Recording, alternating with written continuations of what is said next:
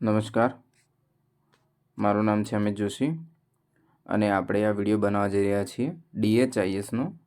આ આપણો બીજો વિડીયો છે. જે ફર્સ્ટ વિડીયો હતો એ ઓલરેડી અપલોડ કરી ચૂક્યા છીએ. આ બીજો વિડીયો છે જેના અંદર જેને DHISના અંદર ઇસ્યુ આવતા હોય છે એના વિશેની આપણે વાત કરવાની છે. તો શું ઇસ્યુ આવતા હોય છે? તો એમાં મેઇન પહેલી વસ્તુ એ છે કે DHISના અંદર જે સેન્ટરના અંદર ઓલરેડી CHO ડ્યુટી કરતા હતા ત્યાં આગળ રજિસ્ટર્ડ હતા અને એમની બદલી થઈ ગઈ હોય અને એ જગ્યાએ અત્યારે બીજા CHOની ભરતી થઈ હોય, તો જે જૂના CHO હતા એમના મોબાઈલ નંબરથી લોગિન કરવું પડશે. પછી અહીંયા જે નવા CHO છે એમનું પોતાનું એક આઈડી અહીંયા આગળ બનાવવું પડશે.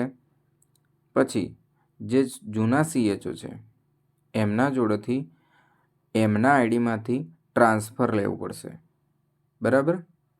તો એમનામાંથી તમારે ફેસિલિટી ટ્રાન્સફર કરવી પડશે. એ ફેસિલિટી ટ્રાન્સફર તમે કરશો જે આઈડીમાં ટ્રાન્સફર કરવાની હોય ત્યાં, તો એ ફેસિલિટી જે નવા CHO છે એના અંદર ટ્રાન્સફર થઈ જશે, બરાબર? એમને નવી ફેસિલિટી એડ કરવાની જરૂર નહીં રહે, પહેલી વસ્તુ. બીજી વસ્તુ છે કે એ વસ્તુ કરવી કેવી રીતે? તો જ્યારે તમે તમારું ડેશબોર્ડ ઓપન કરશો તો આ રીતે તમારું ડેશબોર્ડ ઓપન થશે. હવે તમે જોઈ શકો છો તો માય ડેશબોર્ડ છે, પછી એડ ન્યૂ ફેસિલિટી છે, પછી એડ ફેસિલિટી ઇન બલ્ક છે અને પછી ટ્રાન્સફર રિક્વેસ્ટ છે. તો જે પહેલા CHO છે એમનો આઈડી ઓપન કરવાનું, ઓપન કરી અને પછી એમાંથી ટ્રાન્સફર આપવાનું. તો એ ટ્રાન્સફર કેવી રીતે આપવું? તો એના માટે શું કરવાનું છે? તો જે અત્યારે જે CHO છે જે અત્યારે પ્રેઝન્ટ વર્કિંગ કરી રહ્યા છે એ પોતાનું આઈડી લોગિન કરે એવો તરત જ એમનો HPR નંબર આવશે. એ HPR નંબર તમારે સાચવી રાખવાનો, બરાબર? કારણ કે ઘણાના આઈડીમાં HPR નંબર શો નથી કરતો હોતો. તો એ જેવું તમે લોગિન કરો ત્યારે જ તરત જ આવશે, એટલે HPR નંબર તમારે સાચવી રાખવાનો. પછી જે CHO બદલી લઈને જતા રહ્યા છે એમનું આઈડી ઓપન કરવાનું અને એમના આઈડીના અંદર આ જે ટ્રાન્સફર રિક્વેસ્ટ છે એના અંદર જવાનું. હવે આપ જોઈ શકો છો આ ટ્રાન્સફર રિક્વેસ્ટ ઉપર તમે ક્લિક કરશો એટલે અહીંયા આગળ આવશે ઇનિશિયેટ ટ્રાન્સફર રિક્વેસ્ટ. એમાં નીચે ફેસિલિટીનું નામ છે ત્યાં આગળ તમારે ક્લિક કરવાનું, બરાબર? તમે ક્લિક કરશો પછી એ ફેસિલિટીનું આખું આઈડી ઓપન થશે, રજિસ્ટર્ડ હશે એ વાળું, બરાબર? પછી એના પર ક્લિક કરવાનું અને નીચે લખ્યું છે હેલ્થ કેર પ્રોફેશનલ આઈડી. એના અંદર તમે જે અત્યારના જે CHO અત્યારે વર્કિંગ છે એમનું HPR આઈડી નાખવાનું, આખું HPR આઈડી ટાઈપ કરવાનું.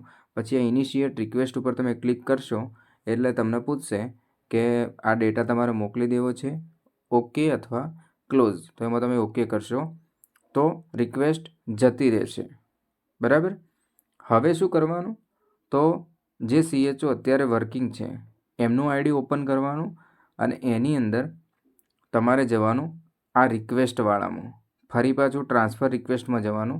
એમાં જઈને પેન્ડિંગ રિક્વેસ્ટ છે જે ટ્રાન્સફર રિક્વેસ્ટ એના અંદર તમારે એને એક્સેપ્ટ કરવાનું, બરાબર? એક્સેપ્ટ કરશો એટલે જે વર્કિંગ CHO અત્યારે છે એમના આઈડીમાં એ ફેસિલિટી આવી જશે, એ ફેસિલિટી શો કરશે. પણ આ કોને થશે?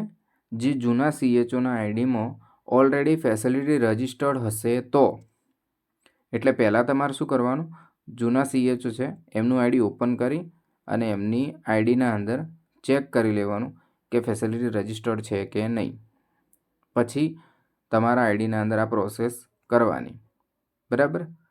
જો ફેસિલિટી રજિસ્ટર્ડ ના હોય તો ફેસિલિટી રજિસ્ટર્ડ કેવી રીતે કરવી? તો ફેસિલિટી રજિસ્ટર્ડ કરવા માટે આપણે એ પ્રોસેસ સમજાવશું.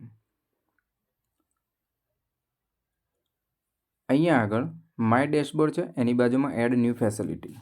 એડ ન્યૂ ફેસિલિટી ઉપર તમે ક્લિક કરશો તો આ રીતે તમારા ફેસિલિટી રજિસ્ટ્રેશન ફોર્મ ખુલશે, જેમાં તમારે પિનકોડ છે, ફેસિલિટી નામ છે, પછી ડિસ્ટ્રિક્ટ છે અને સબ ડિસ્ટ્રિક્ટને આ બધી માહિતી ભરવાની. બરાબર, એ બધી માહિતી ભરવાની. પછી આ નીચે છે કે ગવર્મેન્ટ છે, પ્રાઇવેટ છે બિલ્ડિંગ, પછી ઓનરશિપ છે ફેસિલિટીની, સબ ટાઈપ છે, એમાં પ્રોફિટ છે, નોટ ફોર પ્રોફિટ. બરાબર, આની અંદર સિસ્ટમ, મેડિસિન, મલ્ટિપલ સેક્શન. બરાબર, પછી ફેસિલિટી ટાઈપ છે. બરાબર, તો એમાં તમારે જે પણ હશે, સબ સેન્ટર હશે કે જે પણ હશે એ તમારે અહીંયા આગળ બધું ઉપરથી ભરશો એટલે નીચે બતાવશે. બરાબર, અને પછી ફંક્શનલ છે, નોન ફંક્શનલ, સબ સેન્ટર છે તો ઓપીડી જ આવશે ખાલી. બરાબર, પછી સેવ એન્ડ નેક્સ્ટ આપવાનું. બરાબર, આની અંદર તમારે આખી માહિતી તમને સમજાવી દીધી. પિનકોડ નાખવાની, ફેસિલિટીનું નામ નાખવાનું. બરાબર, ડિસ્ટ્રિક્ટ છે, સબ ડિસ્ટ્રિક્ટ, આ બધું તમને ફાવશે. બરાબર, હવે અહીંયા આગળ તમે સેવ એન્ડ નેક્સ્ટ કરશો તો પછી નેક્સ્ટ પેજ ઓપન થયું. એની અંદર આવી રીતે જનરલ ઓપીડી સર્વિસ છે એ સિલેક્ટ કર્યું છે. બરાબર, એના નીચે પછી આવશે એડિશનલ ઇન્ફો. બરાબર, જેના અંદર ટાઈમિંગ આવશે સેન્ટરનો. બરાબર, ઓપીડી ટાઈમિંગ આની અંદર તમારે બતાવવાનું રહેશે. બરાબર, પછી નીચે છે અપલોડ. હવે આની અંદર ફોટોઝ અપલોડ કરવાના છે, જેની અંદર ફેસિલિટી બિલ્ડિંગ ફોટોગ્રાફ. બરાબર, તેમાં પહેલો ફોટો છે એ ફેસિલિટી બિલ્ડિંગનો ફોટોગ્રાફ, એટલે આગળથી આખો ફોટો લઈને તમારે અપલોડ કરવાનો છે. બરાબર, એ તમારા ગેલેરીમાંથી તમે અપલોડ કરી શકો અથવા તમારા કેમેરાથી પાડીને.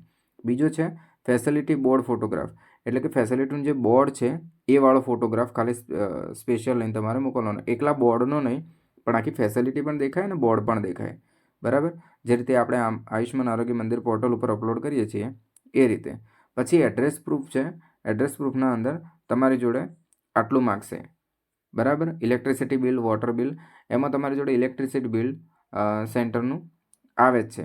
બરાબર, તો એ તમે અહીંયા અપલોડ કરીને એડ્રેસ પ્રૂફમાં તમે અપલોડ કરી અને પછી અહીંયા આગળ તમારું બતાવે છે કે HMIS જોડે તમારું ફેસિલિટી લિંક છે.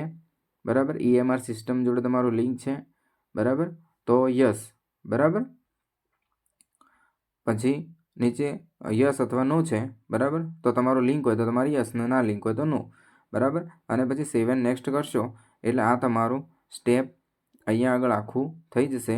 બરાબર, અને તમારી અહીંયા આગળ લાસ્ટમાં પ્રોફાઇલ પ્રિવ્યૂ આવશે, જેમાં તમે આખી માહિતી ભરી હશે તમે પ્રિવ્યૂ કરી શકશો. બરાબર, પછી લાસ્ટમાં તમારે સબમિટ કરવાનું. બરાબર, એટલે તમારી ફેસિલિટી એડ થઈ જશે. તો આ જેને ફેસિલિટી એડ નથી એ ફેસિલિટી એડ કરવા માટેની આરી વસ્તુ હતી. પહેલાં આપણે ટ્રાન્સફર માટે સમજાવ્યું હતું કે તમે ટ્રાન્સફર કેવી રીતે કરી શકો, બીજું ફેસિલિટી એડ કેવી રીતે કરી શકો આની અંદર. બરાબર, પછી બીજી વસ્તુ છે કે તમારા આધાર કાર્ડનું નામ જે છે, બરાબર, એ પ્રમાણે તમારું રજિસ્ટર હશે તો તમારે ક્વેરી નહીં આવે. પણ ઇનકેસ તમે આની અંદર રજિસ્ટ્રેશન કર્યું છે અને આધાર કાર્ડના અંદર કોઈ ચેન્જીસ પહેલાં રજિસ્ટ્રેશન કરાવ્યું હોય ત્યારે જે આધાર કાર્ડ હોય અને એ મુજબ હોય, પછી જ્યારે તમે એનું રજિસ્ટ્રેશન ધારો કે ફરી પાછું તમે રજિસ્ટ્રેશન કરો અને તમે ચેક કરવા બેસો પણ તમે આધાર કાર્ડનો કોઈ તમારો ચેન્જીસ કરાયા હોય તો મેચ નહીં થાય ત્યારે. બરાબર, તો એવા પણ એરર આવતા હોય છે.